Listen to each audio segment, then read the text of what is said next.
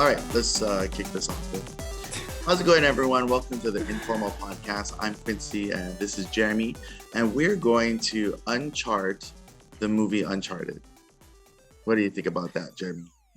You're so punny. Yeah, okay. But no, honestly, what did you think about the movie?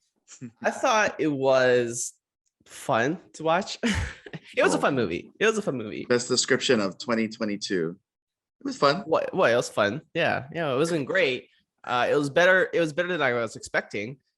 Oh, really? Well, what's cool is that you've actually played all the games, and I've watched the first game on YouTube. You've watched people play the first game. I mean, I think there's a market out there. Like, honestly, if we're I'm not doubting that. Dude, in the comments below, tell me if you watch video games or watch your friends play video. Comment below if you're a video game watcher instead of a video game player. You know, actually, I have solidified proof that we do have people that watch video games. I mean, there's a whole industry around it. Yeah. I just find it interesting that you just only watch people play the video game instead of playing it. What? I'm sure. Yeah, it's kind of like TikTok. You know, some people do TikToks, and then some people just watch TikToks. That's not the same thing. No, it is the same thing. That's not the same thing. But okay. So, what made this movie so fun?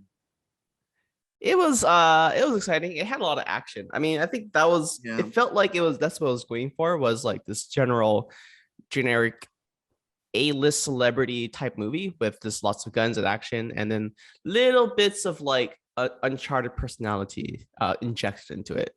Right. Like it's all like I feel. I mean, this is how I feel. Is that like we had a Tom Holland and Mark Wahlberg movie. Yeah. In the guise of these characters, and it really just was more focused on them. It felt like I didn't feel like. He was neat. You know what I mean? I felt like he was really just Tom Holland. And after watching No Way Home, I felt like he was Spider-Man. I was in the movie and the kid was like, "Oh, Dad, there's Spider-Man." I'm like, I guess he doesn't know that this is a different movie. No, I think he does. I think it's just how he recognizes him, right? Yeah. No, he was literally. I remember them. Actually, I'm thinking back now. He was literally, how come he's not like sticking to the boxes? Like, how come he can't flip up on the boxes? Yeah, and I was like, because he's not the same person. Well, when you're young, right? I guess it's hard.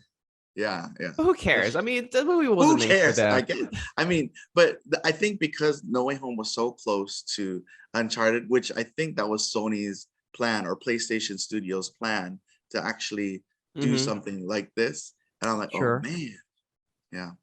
Sure. So it was interesting. So mine is interesting. Yours is fun. It was fun. I had a fun time watching it. Yeah. It just wasn't. It just wasn't great. It just wasn't good. It was just fun. Yeah. Okay. And then, so what were some of the things that stood out to you? I mean, first of all, the characters are probably the biggest thing. Obviously, it's really hard to see Tom Holland, like you mentioned before, like Tom Holland, right, as Peter Parker. It's hard to see him as anything else but him, right? And so it's like really hard for me to portray him or see him as Nathan Drake. Yeah, that's how I felt too. The thing about what happened after I watched the movie is when I actually watched the first game, because I was like, oh, this is kind of interesting. I'm gonna watch the first game. Nathan Drake looks completely different from Tom Holland. Like I think personality. Even his personality, like Tom is too goofy and funny. He brought like charisma to the character, but I felt like Nathan Drake was a lot more just like, he had very unusual idiosyncrasies, but he wasn't Tom Holland, and vice versa. I don't understand that part, but no, like Nathan Drake doesn't seem like a Tom Holland to me, or his personality didn't match.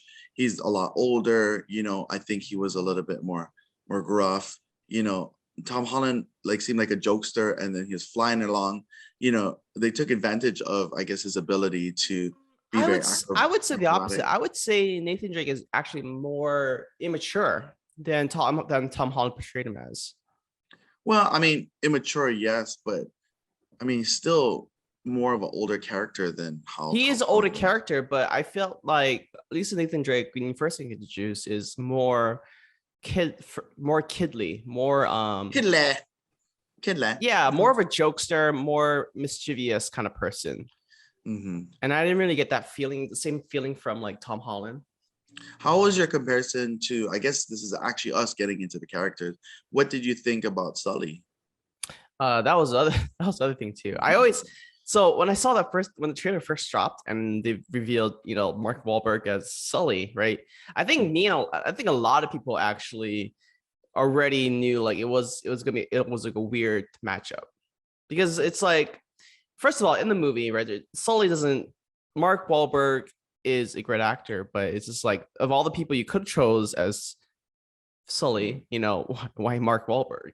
Right, and you had your favorites, I guess, of Yeah. people who wanted to be Sully. Yeah, well, because I mean that's only because like there was a sort of independent film made off of the Uncharted series. I mean, granted, it was like an older version of Nathan and Sully.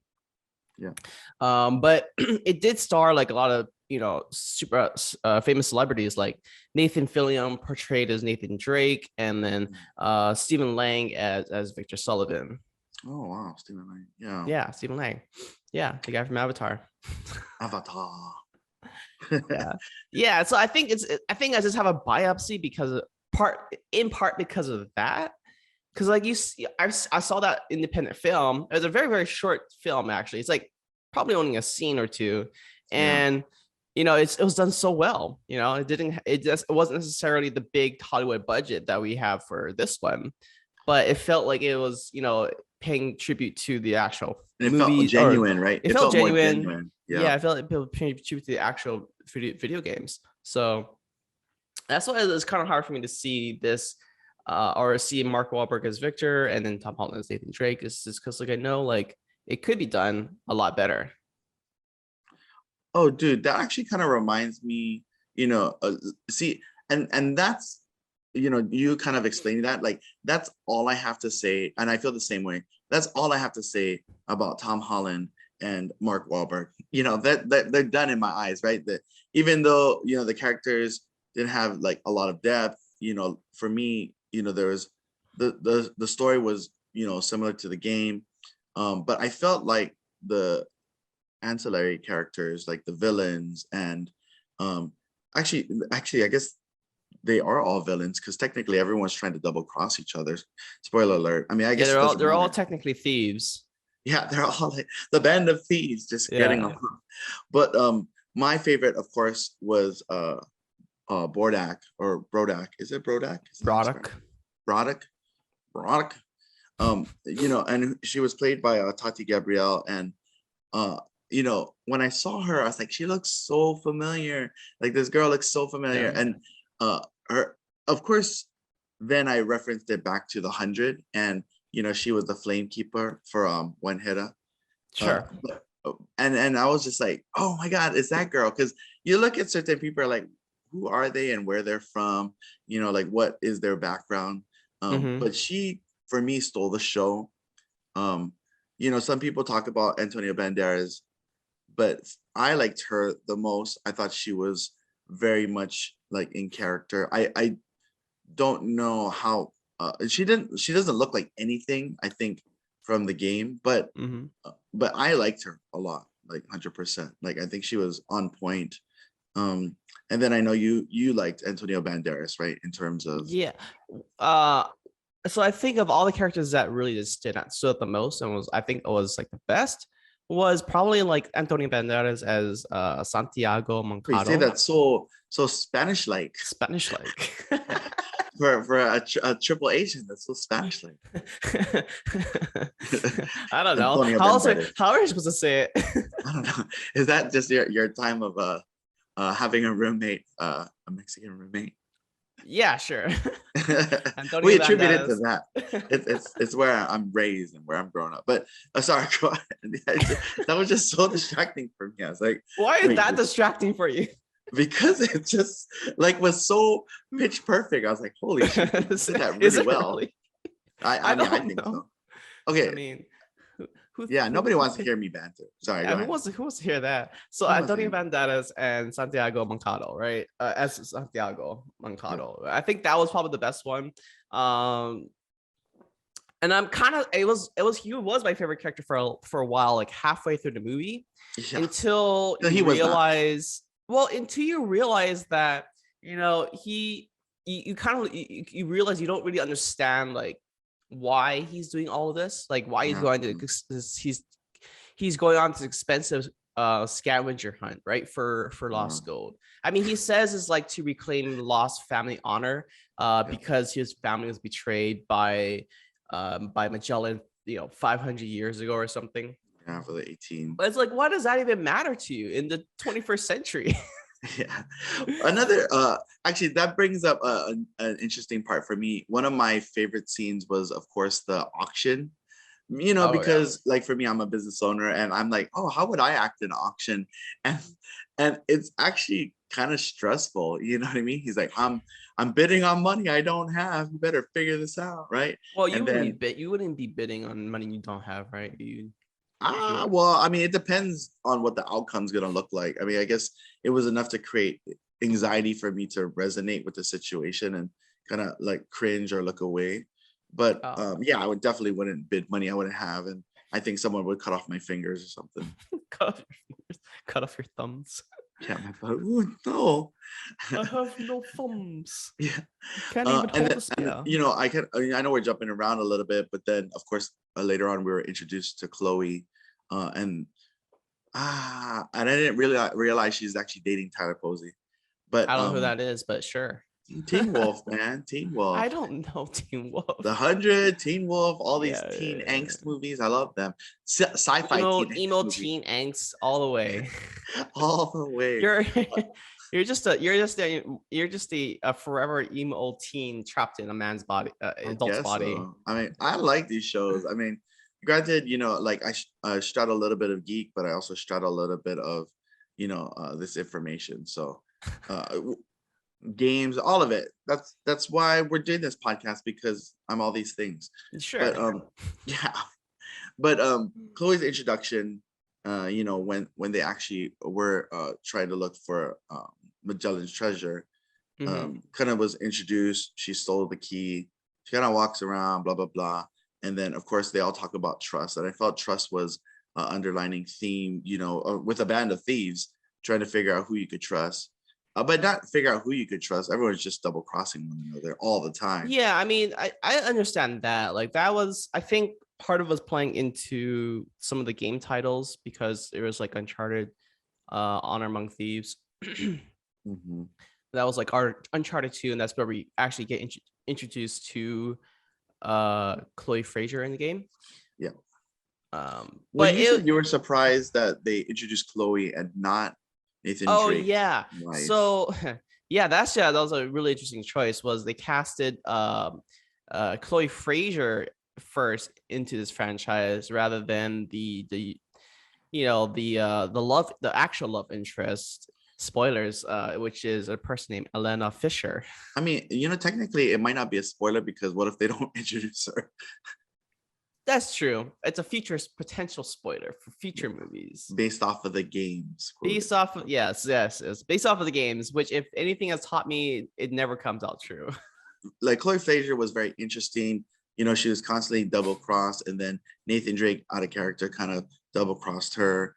Later on, in providing the coordinates to Magellan's ship. But even for me, I felt like she had like no relevance other than to bring the key to them, the second part of the key. She didn't really contribute too much. I feel like, of course, Tom was always the focus in terms of solving all the problems, or solving all the puzzles, right? All the puzzle pieces. Yeah. Well, that's the other thing too, right? It's I guess going back to the games. Going back to the games, the game is centered mostly around Nathan Drake just solving all the riddles and puzzles to lead himself to the treasure. I mean, in terms of Sully's involvement, I mean, he's just kind of just there providing. Sully is like more of a support, emotionally supportive character. Right. The brother, I'm your brother. Like you're more like the I was gonna say more like an uncle or maybe a because he is a or lot a father. older. He is a He is lot a lot older older. than I was gonna say he's more like Nathan Drake. the uncle or I guess father type figure that's missing in his life. So I mean, for me, that's all the characters that really matter to me. I don't know if there's other characters that you feel like need an honorable mention. No, I mean, yeah, like I said, that was probably the main The cast, main right? five, yeah. But And I then mean, it's just really interesting that the writing decided to choose Chloe Fraser. I honestly I just can't get over that.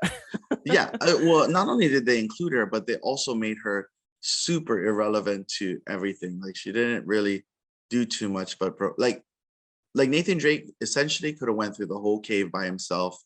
I guess in the double cross, maybe that was something, but honestly, after that, she just disappeared and she's just riding her boat into the freaking river, going around looking at lost coordinates. And I was Yeah, like, what is her, what was her purpose? Just to bring the key and then double cross. And then, like even there was a slight spark of love interest mm-hmm. that seemed like it was developing, and that didn't happen. And Tom well, Nathan Drake ended up figuring out the puzzle from his brother, and she just seemed completely pointless to me. Yeah, sort of. This, I mean, I feel like that pretty much sums up her character. Yeah, there we go. Next, we're gonna go into movie and video game comparisons. Like I said, I've never played the game, Well, but but I you did never watch play, it. but you watch it. But the thing is, right? The first video game was called was about Drake's fortune on Sir Francis Drake's fortune, right? Right. And they did play a little bit into that in the movie with the introduction of the ring with the Latin phrase "Sic Parvis Magnum." Yeah. Um, and obviously, people who play the game will recognize like the importance of that ring. And I thought literally that's like what the story was going to be about. Yeah. I mean, it's funny because I did go with someone and they're like, well, the ring has a purpose, and it literally Yeah. had no purpose. Yeah, exactly. Because like that's how you get introduced to everyone in the video game, where you get introduced to you have Sully, you have Nathan Drake, you have Atlanta Fisher, who didn't even make an appearance. Who's not in the movie. Yeah. Yeah, so I think like it was just like I said, it was interesting that they decided to go this route as an introduction. Yeah. I don't even think this was part of this is I mean, obviously this was like a separate storyline to any of the video games plot, right? Because I don't quite remember Nathan Drake going for Magellan's treasure. I don't know, I could be wrong. But they did introduce Sam, at least the fact that that Nathan has a brother named Sam this early on. I think that's interesting because I think they're trying to pull everything into the beginnings instead of following the same flow as the game did. Yeah, they were saying that it was like an amalgamation of like the first and second video game. Some of the scenes came from the second video game, some came from the first. And then it was just like a blend of almost all of them, right? In some it was a blend. It was like a mixture. It was like a very, very weird looking smoothie. Jinx. I knew you were gonna say no, smoothie. No, you didn't say it at the same time. No, I totally knew you're gonna say doesn't count. Hey, if people watch this back, Mummy's gonna know like this is that was a jinx. Now you can't talk, but then we're on a podcast, so you gotta talk. That was not a jinx. Okay. Yeah, blended smoothie. And I guess with that analysis, it's done. No, it's not done.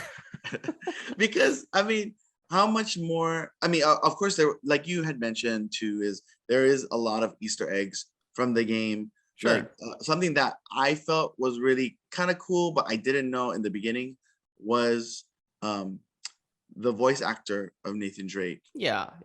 He made his cameo. Well, yeah, there was the voice actor Nolan North in the beach scene. Yep. And then he was talking about like, oh yeah, it's weird. I did something similar or something like that. Like when they were talking about their adventure. Flying out of a plane, like, getting hit by boxes. It's like, That was very meta, yeah. It's like, oh hey, this is very meta. Yeah. Another thing too was, at the orphanage church, You can spot like this Naughty Dog sticker Logo, on yeah. his suitcase, Yeah. and Naughty Dog is the creators of the game. Yeah. So I was like, oh, They also I saw created that. Last of Us too. I was like, oh shoot, Last of Oh Us. yeah, I mean it's the same director, Neil Druckmann. I want to be his friend. And so, what other Easter eggs did you kind of see during the movie? I felt like the whole movie was just Easter egg because well, I mean, it's based off like of the movie, right? because the ring felt like was nothing but like Easter egg at that point. Yeah, and they're like, oh, it's gonna be the ring, and then Magellan's map. You're like, okay. Yeah, it was like Magellan's journal. I was like, oh snap! It's Magellan's journal, not Drake's journal. Dude, you know what's even funnier is the fact that they couldn't get this was a big thing for me in the movie, was where they couldn't get the ships out of where it was stuck and the treasure, but they were able to create this map that created this huge journey, with booby traps and keys, and then underground sewers and all these things. I was like, wow, that's really smart. They had the another thing in the Papa John's, and I was like, why did they spend all this time kind of creating this elaborate thing, to try to get this treasure, for a map to get the treasure, when they should have just freaking used all that time and energy to pull out the treasure? Wait, what do you mean? They didn't know where the treasure was. No, I mean they didn't, but Magellan them, right? Didn't they create a map to? Oh, they were trying to hide the treasure. That was the whole point.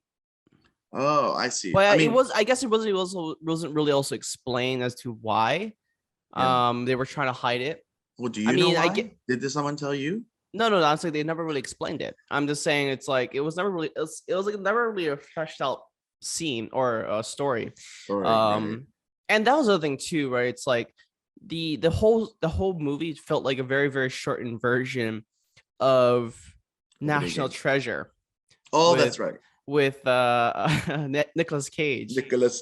Yeah, it literally just felt like a short version of National Treasure rather than like a more amped up version of Tomb Raider.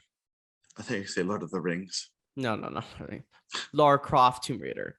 Yeah, and Angelina Jolie became famous from Tomb Raider, so I mean, essentially, video games can make people famous. Yeah, I can, because Mark Wahlberg I feel like he got famous from Max Payne. Oh, that's right. which was another video game adaptation, which I think is really, really funny. And it's come full circle. He's like, they're looking at his resume. Hey, you don't look like Sully, but you've done video game adaptations. You're hired. Yep. It definitely did feel like that. So, I mean, overall, like I said, that's the game. The movie felt fun to watch. Just wasn't expecting to say. Exactly. I see what you're saying. As a movie standalone, if you haven't played the game in itself, I do believe that if you have no expectations, if you have like no idea what Uncharted is, if you only like Tom Holland or Mark Wahlberg or Tati Gabrielle or Antonio Banderas, then the movie is incredible. Then this movie is for you. Yeah, exactly. But if you're a fan of any of those things I listed, then you're going to be left wanting a little bit more from the film.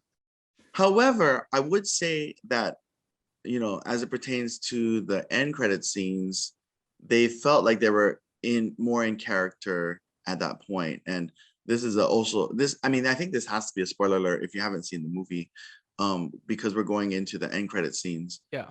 They definitely seemed more in character then in terms of looks, I would say. True. Yeah. I mean, Tom Holland didn't look like Nathan Drake until the very last fight scene on the boat where he puts on the holster. Yeah. And he has like, the 2-gun holster with the gun in it. The khaki and I was like, that looks like Nathan Drake a little bit. He, and babyface Tom Holland, I mean, he needed some like shadow. He needed some 5 o'clock shadow going on His because face is too symmetrical. yeah, I think that's the problem, right? That is the issue. Why don't you I talk mean a little bit that about the end scene then? I mean, since it is sure. going to be a spoiler. Yeah, I mean, so okay. So there's two spoilers, right? The first one is Two spoilers. One, well, there's two end credit scene. not spoilers, but end credits, yeah. Yeah, mid credit, and then of course the end credit. So Mm-hmm. right, so I mean the mid credit scene, right? We do get to see Sam, and then they reveal that he didn't die.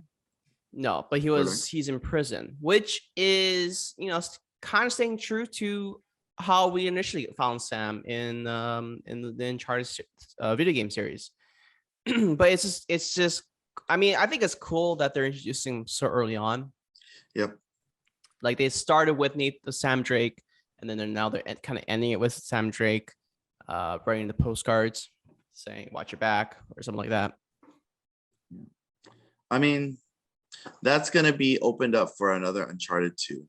That's what they're hoping, right? It's like they can lead off into Uncharted 2, and that actually kind of follows that leads me to the second end credit scene where you see Nathan Drake talking with this man named Gage, right, with one eye patch, asking about a Nazi map, and that is like a big nod off or that's like a big clue to what we can expect in a second movie if it ever does come out, because that then follows the original timeline of the first video game, right? Because he's like holding the ring, right? It's important, and then also the map is also very important as well. Okay, when I see movies and they introduce something irrelevant that actually becomes very significant later down the line. They should have just started with this, honestly. Yeah. I mean, like if it made sense, if it made sense, then I would have been completely like, oh, okay, hey, this makes sense. But I feel like they planted it as a plot device to kind of do a reveal later on. Like I like those movies or shows that have like a very subtle thing, and then all of a sudden it's like, oh dang, this was really important, even characters, when they plant characters and you're like, oh, this guy's not important, all of a sudden he's like one of the main villains. I'm like, oh wow, that was amazing. But I don't think they did that very well. Yeah. They didn't do that well with the ring.